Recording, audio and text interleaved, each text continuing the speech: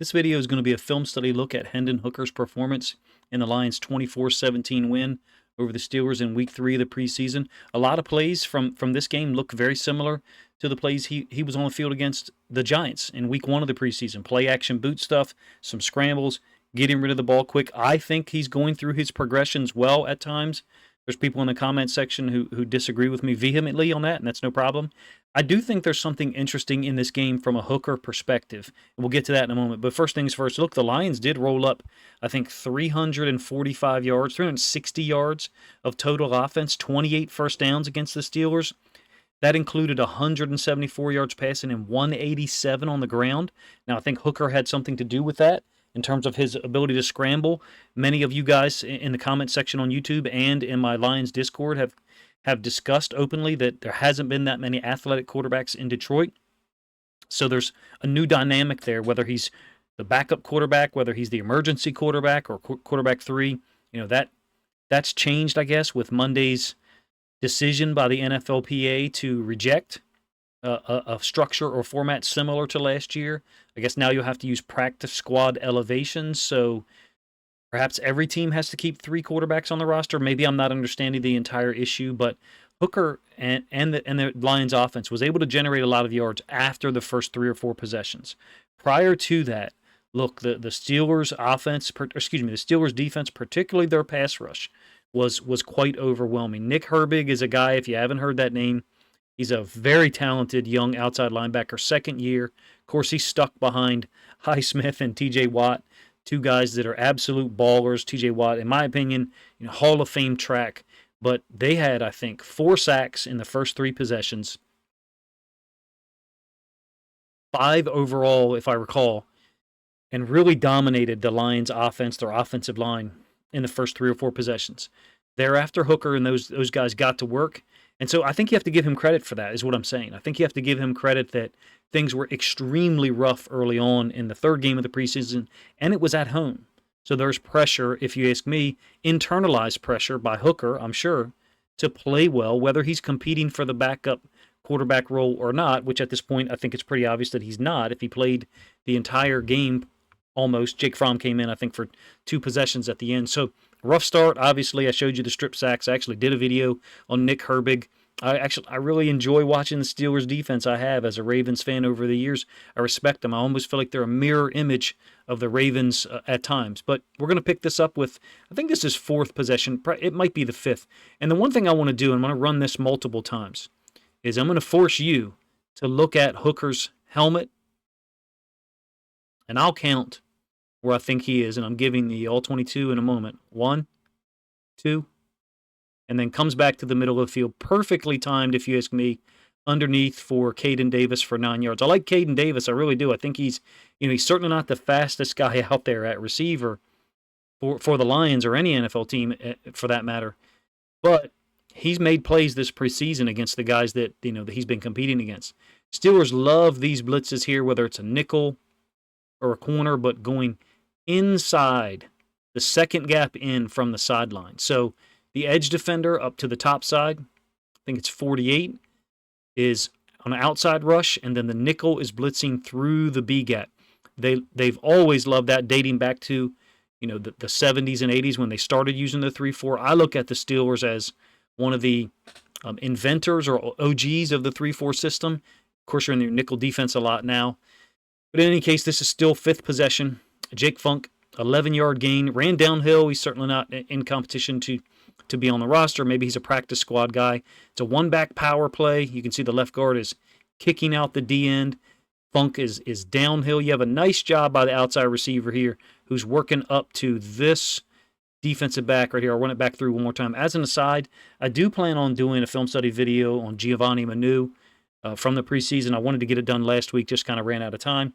But this will compile plays from each of the 3 preseason weeks.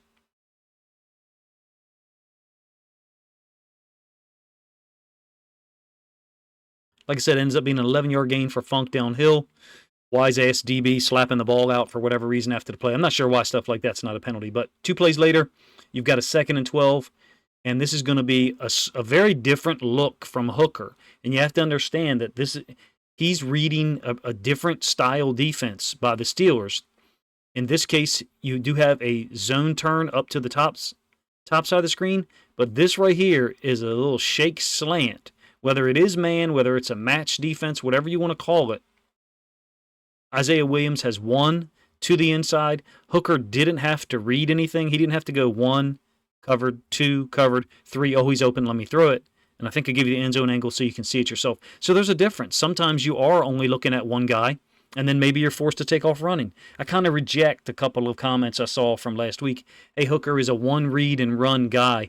I don't see that out of him. I have multiple plays from the end zone angle that I've shown in videos in the last 3 weeks of him reading the defense, getting to his third read, and then taking off, or unfortunately in some cases getting to his third read and getting sacked because the pass rush has gotten there. Still fifth possession, another safety blitz, and this time it's going to flush or force Hooker out of the pocket or force Hooker to scramble. You can see dime personnel on the field, if you ask me, by the Steelers, unless 38 is technically an outside linebacker, but I don't think so. He certainly looks big to be a safety, so maybe he is an OLB technically, but if for a moment I thought he was a safety, meaning these would be the 3 D linemen, and then you'd have 6 DBs on the field. In any case, you get the same nickel blitz that I'm talking about. Inside blitz with 23. 93 is going to push to the flats, and I will give you the all-22. You got basically a match system over here to the boundary. 3 players matching up with the 3 routes into the boundary. And as a result, the other inside linebacker, 45, ends up with his back turned. Hooker almost turns this into a touchdown on a 1st and 10. This is the same play from the all-22, so you can see it. So again, we're talking about a triggered blitz by the nickel, perhaps being triggered by this motion. So that's something to look at, or maybe dread to see again. Maybe there's something to that in terms of the Lions' short motion and teams recognizing, okay, it's a pass play, we're going to go on ahead and run. But I was talking about 3 to the boundary. So you've got running back, tight end, and then receiver, the guy who was in motion. They're being matched up with by the 3 defenders that are left over after the nickel or safety blitz. So when Hooker scrambles, you got a back turned in the middle of the field, free safety sees it, unable to get there and make the tackle. Would have been a cool moment. Ended up getting their first touchdown of the game. Like I said, after 4 possessions where they got nothing accomplished. I think 8 yards total offense through 4 possessions. Now, look, Jake Funk is wide open here. But this, I think, tells you a little bit about the NFL. Yes, he's wide open into the flats. Pretty much uncovered. But the margin for error in the NFL is still extremely small when you're wide open. Look how close this D, and I think it's Leal. I think it's Marvin Leal, but he's an underrated guy, by the way. He's been playing in Pittsburgh for a couple of years. Almost tips the pass. So Hooker still has something to navigate to try to get that ball out there to Funk. In this case, goes for a 2-yard touchdown run out into the right, or touchdown catch out into the right flats. Moving ahead, 6th possession. You will see more play action here in a moment. This is under center, and you're going to get a dig route from the top side. Again, it's Davis. I don't think he's the fastest guy, but I really like his game. I understand that we're talking about week 3 of the preseason, and at this point, 6th possession, you're probably facing mostly 3s for the Steelers. There's still some pretty good football players on the field. Mark Robinson, 93, an inside linebacker for the Steelers, I think is a really underrated guy. He's actually the guy who hits Hendon Hooker here just as he releases the football. Again, this is the dig to Davis up the top side of the field here, deep in route, whatever you want to call it. And credit to Hooker. He's delivering the football, and Mark Robinson is bearing down on him, getting ready to lay a shot that knocks him down. Davis ends up with the catch, 18-yard gain. Moving forward a little bit, very similar play here conceptually, under center, Hooker play action. They did score, I believe, there on a short touchdown run.